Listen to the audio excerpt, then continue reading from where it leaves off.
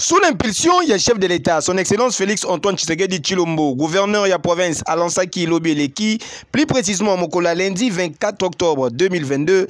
travaux, il y a projet de développement local, il y a 145 territoires na Kasai oriental. Cérémonie et salamaki na village Tchumbombo, na territoire il y a Lupatapata. Na Kombo, il y a autorité politico-administrative, il y a territoire administrateur, il y a territoire il y a Lupatapata, a exprimé gratitude naie envers chef de l'État Félix Antoine Tshisekedi Tshilombo pour ndenge a kokisi promesse naie ya ko impulser développement à partir ya base. Na part naie autorité provinciale a remercié la population locale pour l'attachement na bango na vision ya mokonzi ya mboka Félix Antoine Tshisekedi Tshilombo pe atalisi na bango que grâce ya projet oyo bako tonga ba centre de santé pe ba infrastructure scolaire ou consolider davantage gratuité et enseignement de base. Pour un rappel, projet de développement local il y a 145 territoires et ça dit qu'on vise na promouvoir émergence ya ba économie ya ba territoire pe ko améliorer ba conditions pe ba cadre de vie